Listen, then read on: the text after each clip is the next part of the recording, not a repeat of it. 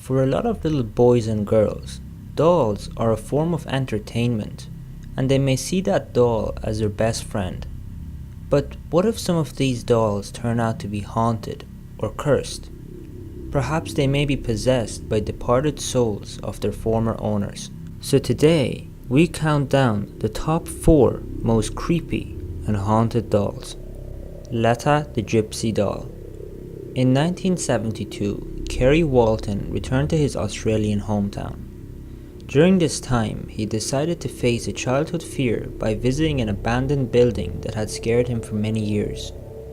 When he went to this house, he discovered an old marionette underneath its porch. Kerry felt compelled to take it home with him, and they've been together ever since. According to physics, the doll was made over 200 years ago by a Romanian gypsy for his son who had drowned. The gypsies believed in spirit transference, and dolls would act as a new home for the dead. The doll even has real human hair, and underneath the scalp is a likeness of a human brain. He was given the name Lata or Leda due to his European gypsy heritage, or because the doll occasionally screams, "Let me out." Nothing evil has been reported surrounding this doll in recent years. In fact, after finding the doll, Walton's luck changed for the better and his collectibles business began to boom.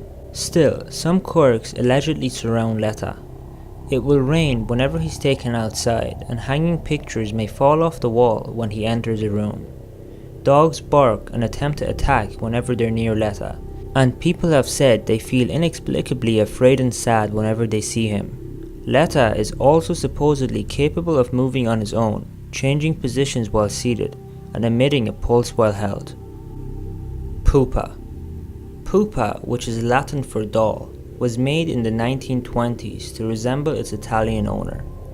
That trend continues to this day with dolls such as the American Girl, Just Like You line, but in those days, such dolls generally used their owner's own hair. Pupa's owner claimed that the doll spoke to her. After the owner died in 2005, the family put Pupa in a glass case, and reports say the doll now periodically changes positions. Her facial expressions change as well, and she'll tap on the glass as though she wants to get out. She's also said to move items around in her display case. Mandy. Mandy is a porcelain baby doll made in England or Germany between 1910 and 1920 and donated to the Quinnell Museum in British Columbia in 1991.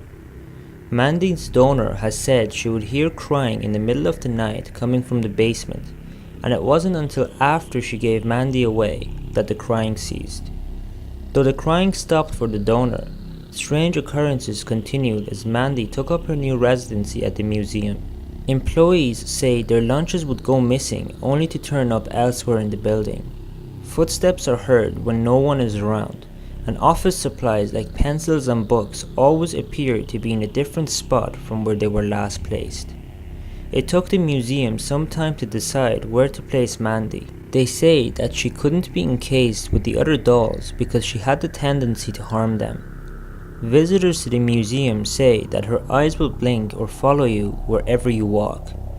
She also likes to mess with camera equipment whenever anyone tries to photograph or film her. Beby.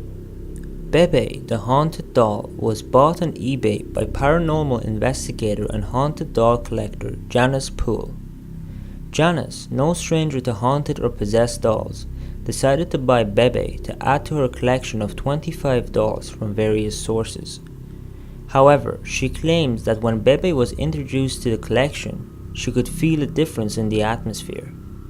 Janice has made many claims about a presence in her home since the arrival of Beby.